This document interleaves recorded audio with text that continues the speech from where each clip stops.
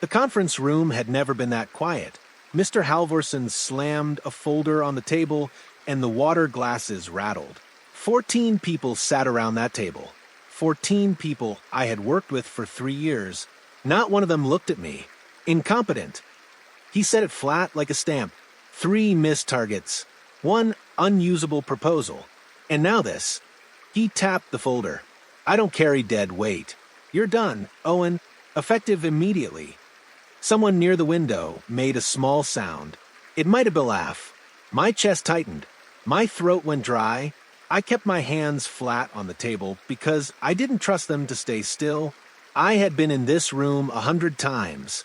I had written reports at this table at 7 in the morning with cold coffee and no sleep.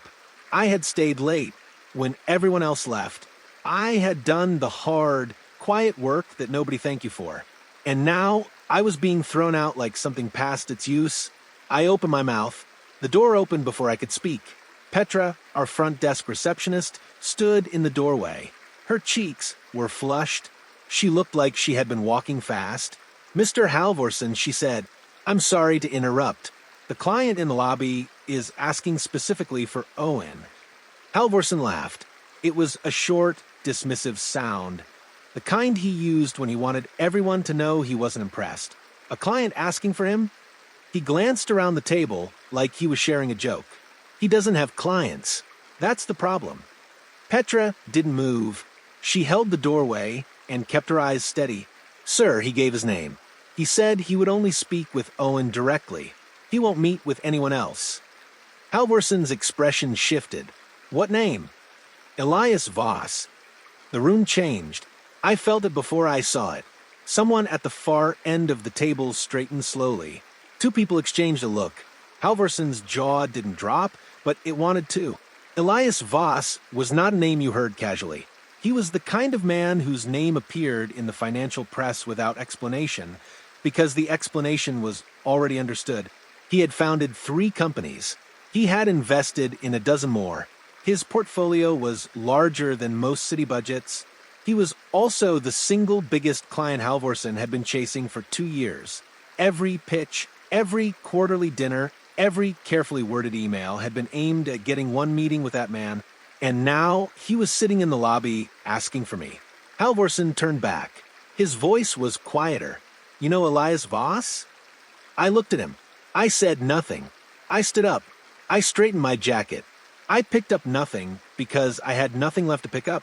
Halvorson had already decided I was done, and the room had already accepted that verdict. The walk from the conference room to the lobby was not a long one. I knew every step of it, past the row of glass offices, past the shared workstations where people typed and pretended not to watch, past the break room that always smelled like burnt coffee and old carpet. I was aware of every eye following me. Nobody said a word. That was the strangest part. A few minutes ago, there had been quiet agreement when Halvorson made his accusations. Now there was only silence and the soft sound of shoes on tile. My hands were not completely steady. I want to be honest about that. 3 years of work had just been swept off a table and called dead weight. That kind of thing stays in your body even when your mind knows better. But I was not surprised that Elias Voss was here. That was the part nobody in that room could have understood. I had known this moment might come. I just hadn't expected it to arrive on the same morning as my firing. The lobby of our building was all glass and gray stone. Clean lines, designed to look expensive without looking warm. Elias Voss did not look like he belonged in it. Not because he was underdressed. He wasn't. His suit was simple and dark and clearly cost more than my monthly rent. But he stood the way people stand when they have stopped needing to prove something. Relaxed, contained, completely still. He rose when I came through the door. Not quickly, not with relief. Just a calm, deliberate movement. Like a man following through on something he had already decided. He didn't look at Halvorson, who had followed me in and now stood slightly behind my left shoulder. He didn't look at the 2 department heads who had trailed along, drawn by curiosity and the pull of proximity to someone powerful. He looked at me. You took longer than expected, he said. His voice was even. There was no edge in it, just a fact being stated. Behind me, I heard Halvorsen draw a breath. He stepped forward like he was going to introduce himself, maybe salvage something from this moment. Elias did not look at him.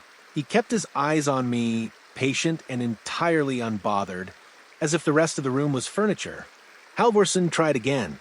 He moved forward and said something about being glad to finally connect in person. He used the phrase long overdue. He had the practiced warmth of someone who had spent years converting discomfort into charm. Elias Voss let him finish. Then he turned to me and said, "Can we sit?" He didn't ask for the conference room. He didn't ask for an office or a private space. He gestured toward the two chairs near the window at the far end of the lobby and walked toward them, which settled the question. I followed. Halvorsen and the others stood near the reception desk, uncertain, like guests at a party who had just realized the host wasn't talking to them. Elias reached into the inside pocket of his jacket, and placed a folded document on the low table between us. I recognized it before he unfolded it completely. It was a strategic proposal. 22 pages, market analysis, projected outcomes, a phased implementation plan. I had spent 11 days writing it 6 months ago. I had submitted it to the internal review committee with what I believed was careful, thorough work. Halvorsen had sent it back with 4 words, not viable. Try again. I looked at the document. Then I looked at Elias. He said, "I assume you remember this." "I remember it," I said. Elias leaned back. He set the document on the table and smoothed the corner with one finger. "It came to my attention 7 months ago. My team has been reviewing it since then. We built an entire acquisition strategy around the framework in Section 4. I said nothing. "My question," he said, "is why it was rejected." He wasn't asking me. He turned his head just slightly and looked past me toward the lobby entrance, where Halvorsen had moved closer and was now standing within hearing distance. "Mr. Halvorsen," Elias said, "you reviewed this proposal." Halvorsen stepped forward. The charm was still running, but something underneath it had gone tight. There were concerns with the scope. The team felt the targets were too ambitious, and the timeline didn't account for certain market. The targets were accurate, Elias said. The timeline was conservative. The market modeling was the best I have seen from a firm this size in 3 years. A long quiet followed. Elias picked up the document and turned it toward Halvorsen slowly. This proposal was not rejected because it was weak, Elias said. Interesting that it was rejected at all. He said, the word interesting the way you might describe something that had a particular smell. Quiet, specific, impossible to argue with. What came next, I learned in pieces. Elias did not lay it all out in the lobby. He was too careful for that. But he said enough.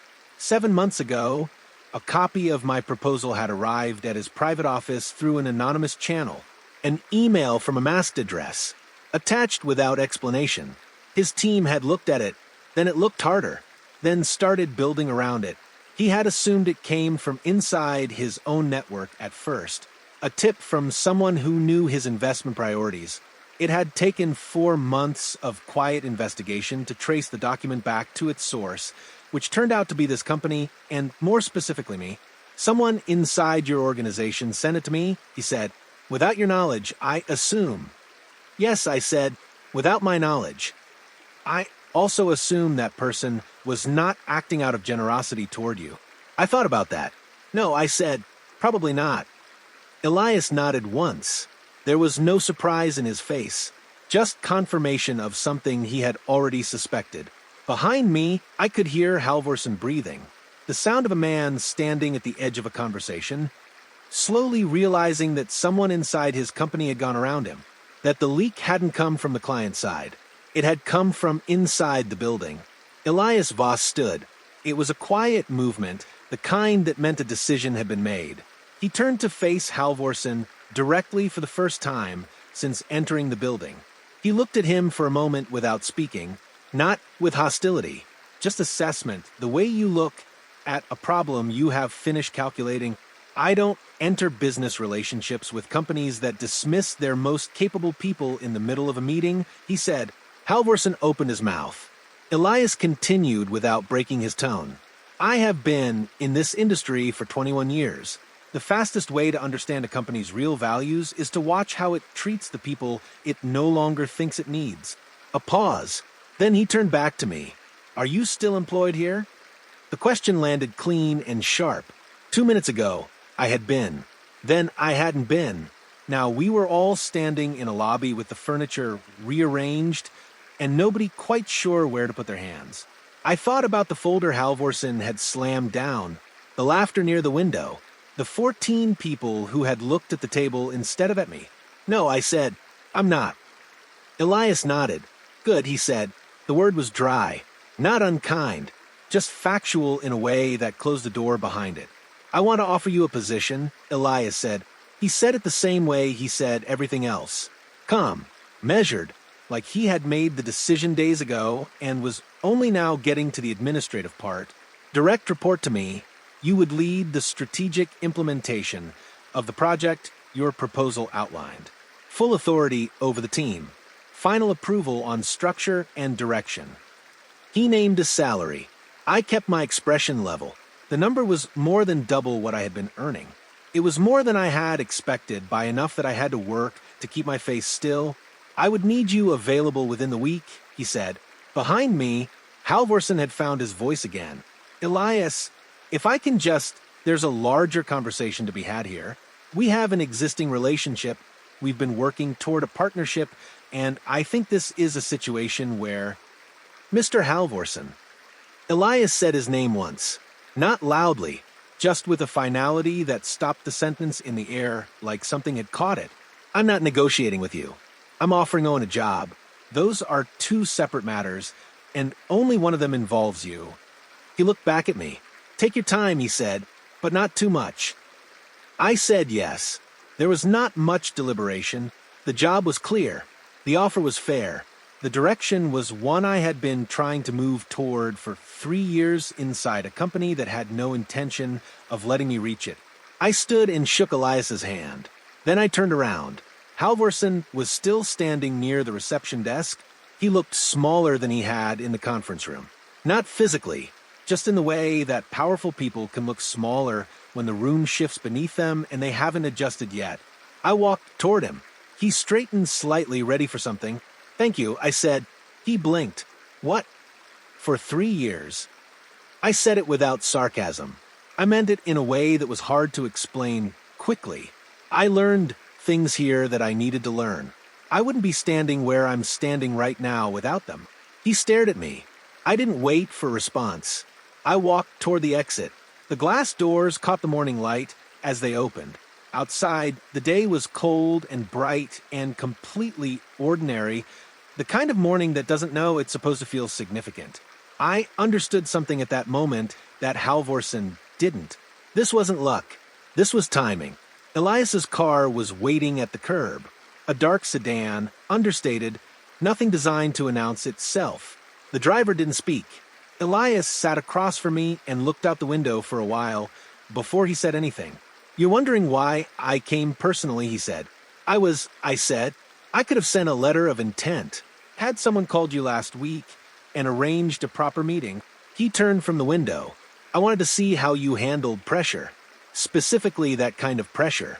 The public kind. The kind designed to make you small. I thought about the conference room. The rattled glasses. The 14 people. And I said, you didn't defend yourself loudly. You didn't collapse. You didn't try to win the room back. You stayed still, and you waited. He paused. That's not something you can teach. Either a person has it or they don't. I nodded. There's something else, he said. He reached into his jacket and produced his phone. He opened an email chain and passed it across to me. You're not the only person I've been watching in that company, he said. I took the phone. I read the first line of the message. The name at the bottom of it was one I recognized immediately. Marissa. I read the email chain slowly. Then I went back and read it again. Marissa had been my team lead for 2.5 years. She sat 4 desks for me. She had reviewed my work, given feedback on my proposals, and been present in every major meeting where my projects were discussed. She had also, according to the chain I was holding, been forwarding my work to an external contact for at least 14 months. Not all of it. Enough. My proposal was the biggest piece, but there were smaller items too. A market analysis from 8 months ago, a sector breakdown I had produced for a pitch that never went anywhere, a client retention framework that had quietly appeared months later in a competitor's published strategy guide. Marissa had stayed silent during my firing. She had sat at the conference table with her hands folded and her eyes down while Halvorsen dismantled 3 years of my work in under 4 minutes. She didn't send it to you out of loyalty to me. I said, no, Elias said, she sent it because she thought it would open a door for her. She expected me to trace the proposal back to her, not to you. I set the phone down on the seat between us. She miscalculated. I said, considerably. Elias said, we drove for another few minutes before Elias spoke again. I'm not offering you just a job, he said. What I'm actually offering you is a choice. I waited. You can come and quietly do excellent work and build something real. That's the straightforward version, and it's a good one. He looked at me steadily. Or you can also help me fix what happened, not just to you, to the record. What does that mean specifically? I asked. It means that what Marissa did and what Halvorsen covered by staying deliberately curious about it constitutes intellectual theft and potentially financial fraud. Both are provable.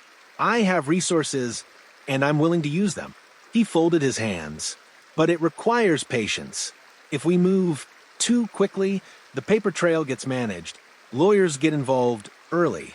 Things disappear. How long? I asked. For weeks, he said. 4 weeks of letting things run while we document everything. Then we act. I looked out the window at the city moving past. 4 weeks was a manageable amount of time to wait for something that had been building for over a year. I had spent 14 months watching my work get taken and repackaged without credit or acknowledgement. I could spend 4 weeks being patient. All right, I said, 4 weeks. Elias nodded. He looked satisfied, but not surprised. I disappeared. Not dramatically. Not with a statement or a farewell. I just stopped being visible in the industry spaces where my name had existed. I didn't post anything. I didn't update my profile. I didn't reach out to former colleagues or contacts. Within the first week, the rumors started. I heard about them through a former coworker named Joel, who sent me a message that said simply, "People are saying some things. You okay?" I told him I was fine. I didn't tell him more than that. The things being said, as far as I could gather, were that I had been fired for incompetence and hadn't handled it well, that I had been difficult to work with, that the proposal everyone was now vaguely aware of had been overhyped. There was even a suggestion from a source I couldn't identify that I had been let go for something more serious, though no one could say what exactly.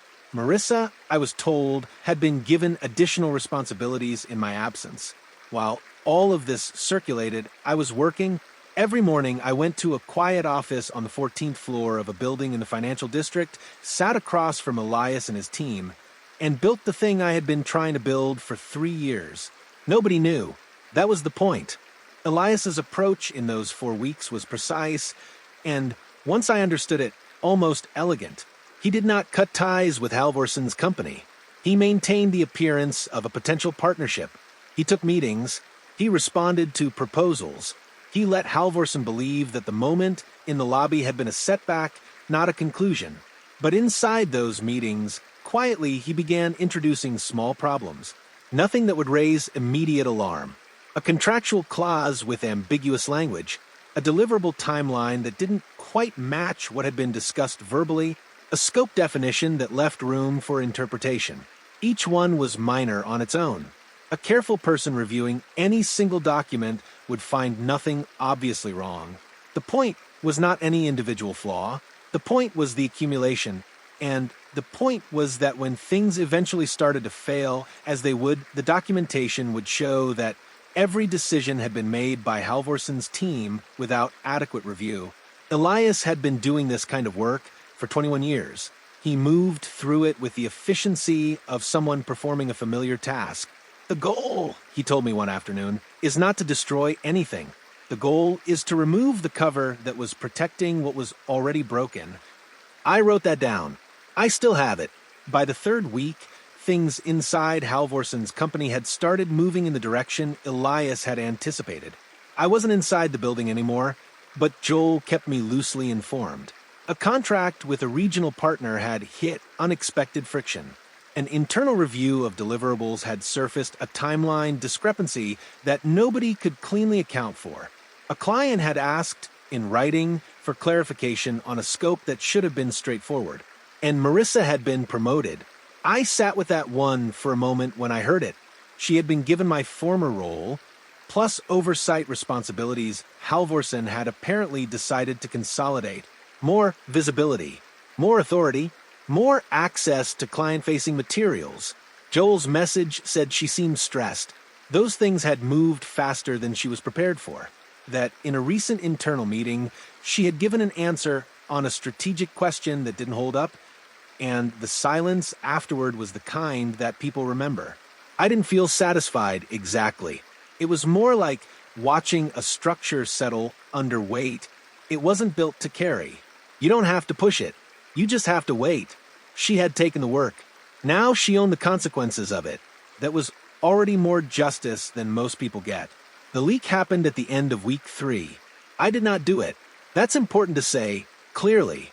Elias's team released the information through a channel I was not directly involved in, and they did it with the precision that characterized everything Elias touched. What went public was not vague or interpretive.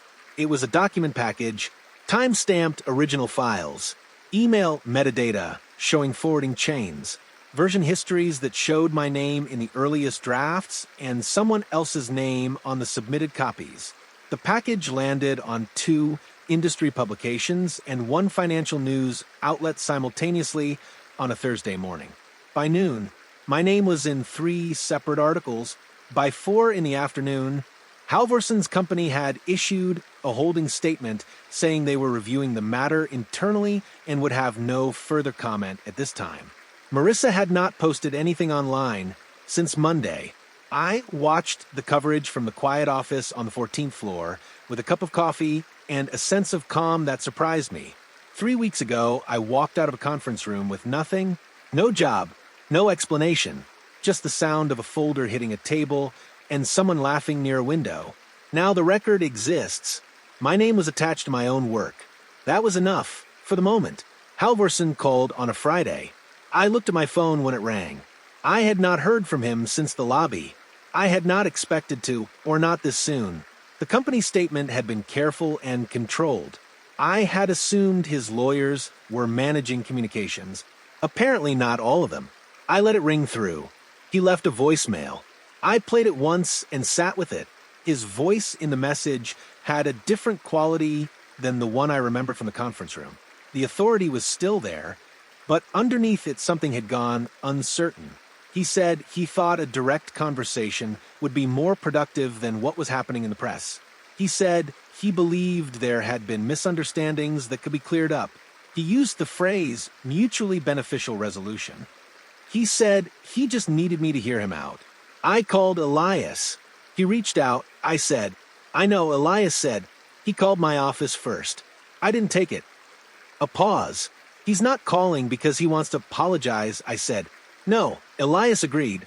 He's calling because the investors are asking questions, and he needs someone to help shape the narrative. He thinks you might still be manageable. He's wrong, I said. Yes, Elias said. He is. I went back on a Tuesday. Same building. Same elevator. Same gray carpet in the hallway outside the conference room.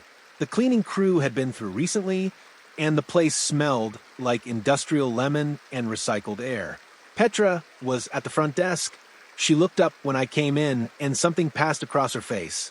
Not quite a smile, more like relief, which I hadn't expected. The conference room held 12 people this time, some of the same faces from 3 weeks ago. A few I didn't recognize, including 2 men in suits who had the particular posture of people there to take notes. Halvorson was there. He stood when I walked in. I wasn't sure if it was instinct or intention. Either way, he stood. I sat down at the head of the table. I want to be precise about that moment. I did not storm in. I did not make a statement of it. I simply walked to the chair at the head of the table, the one Halvorsen typically occupied, and I sat down and placed my folder in front of me. Nobody said anything.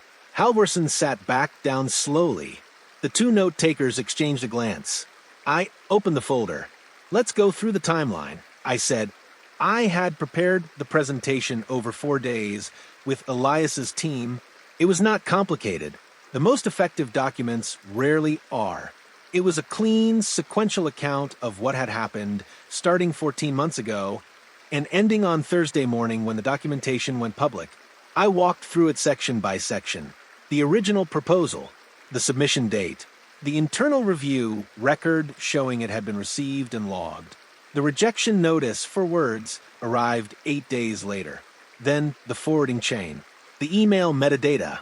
The timestamps showed that a copy of the full proposal had left the company's internal server 3 days before the rejection was issued. Before Halvorsen had officially told me it wasn't viable, someone at the table made a quiet sound. I kept going. The smaller thefts, the market analysis, the retention framework, each one with its paper trail intact, each one showing the same pattern across 14 months. Then the financial section. This was the piece that changed the temperature of the room. Elias's forensic team had found that the forwarding of my work had not been done for free. There had been payments, small ones at first, then larger, routed through a consulting arrangement that had no genuine consulting attached to it. Someone had been paid to take my work. I set the final page on the table. The room was very still. I had expected someone to interrupt before I reached the financial section, a lawyer or Halvorsen himself, with an objection or a reframe. But nobody had spoken. They had all watched the pages turn and the timeline build, and now they sat with the weight of it settling. The consulting arrangement, I said, was approved at the director level. I looked at Halvorsen. He did not look away. I will give him that. He held eye contact, and for a moment I saw something in his face I hadn't expected. Not guilt exactly. Something older. The look of a man who had made a calculation a long time ago and was only now confronting the fact that the math had been wrong. I didn't know the full scope, he said. It was quiet, almost to himself. You knew something, I said. He didn't answer. That was its own kind of answer. Marissa had executed it, but she had not worked in a vacuum.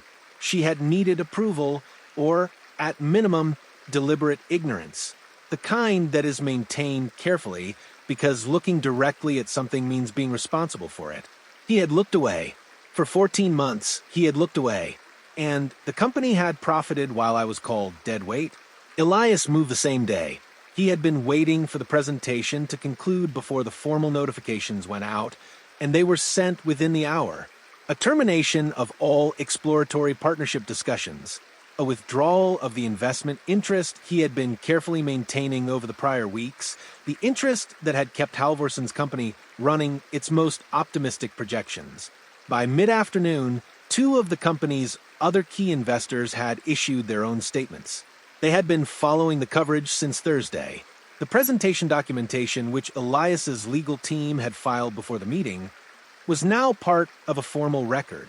Legal proceedings were initiated before the business day ended. I watched it from Elias's office, not with pleasure, exactly. It was more like watching something that had been off balance finally fall. You don't celebrate a thing falling. You just stop holding your breath. Joel sent me a message that evening. It said, "The building is very quiet right now." I replied, "I imagine it is." He replied, "She cleaned out her desk this afternoon." I read that and set my phone face down on the desk. I had not wanted Marissa destroyed. I had wanted the record corrected. The consequences that followed were ones she had built for herself over 14 months of deliberate choices. Halvorsen called me again that evening. I picked it up this time. He didn't start with pleasantries. He said, "I need to understand what you want out of this." I was sitting in my car in the parking structure below Elias's building. The engine was off. The garage was quiet. I could hear the distant sound of traffic somewhere above. I thought about the question. A few weeks ago, standing in that conference room with my hands flat on the table, I would have said I wanted to keep my job. I would have said I wanted my work acknowledged and my 3 years to mean something inside that building. I didn't want those things anymore. I want you to experience exactly what you gave me, I said. Silence on the line. I walked out of that conference room with nothing. I said, not just no job, no credit, no acknowledgement, 3 years of work that you had benefited from, reduced to a folder you threw on a table in front of 14 people. I kept my voice level, not because I wasn't feeling anything, because the feeling was too large for volume. I want you to know what that's like, I said. I think you're going to find out. I heard him breathe once. Then I ended the call. I sat in that car for a few minutes before I started the engine. I want to be honest about what I felt in that moment, because it was not what I had expected. I had imagined in the harder nights of the previous 3 weeks that confronting Halvorsen directly would feel like relief, like pressure releasing, like a door closing cleanly on something that had been left open too long. It didn't feel like that. It felt quieter. He was going to face consequences that fit what he had done. His company was losing partners and facing legal exposure. His reputation, the one he had spent years maintaining, was now attached to a documented record of what had happened inside that building. Marissa's arrangement and his deliberate incuriosity about it were no longer private matters. He had stood over me in a room full of people and called me dead weight. He had done it in front of 14 colleagues and one receptionist who had walked fast down a hallway to tell him he was wrong. I had not yelled. I had not insulted him. I had not needed to. I had simply waited, done the work, and let the record speak. I started the engine. I drove home through a city that had no idea anything had changed, but it had. 6 weeks later, I moved into a corner office on the 19th floor. The team Elias had assembled was small and deliberate. 6 people. Each of them was skilled in a way that was visible within the first hour of a conversation. Nobody performed. Nobody postured. The work was the thing, and the work was extraordinary. The project we were building had started as 22 pages I had written over 11 days in a company that didn't want them. Now, it was a functioning strategy with real capital behind it and a team that understood exactly what they were doing. My name was on the documentation. All of it, that detail still meant more to me than I could say out loud without sounding smaller than I felt. Joel came to visit the office one afternoon. He looked around quietly and then said, I should have said something in the room when it happened. It wouldn't have changed what happened, I said. No, he said, but it would have changed what I have to live with. I didn't have an answer for that. Some things are between a person and themselves. A message arrived from Halvorsen that same week. For words. I should have listened. I read it once. Then I put my phone down and went back to work. There was nothing left to say. I had already won.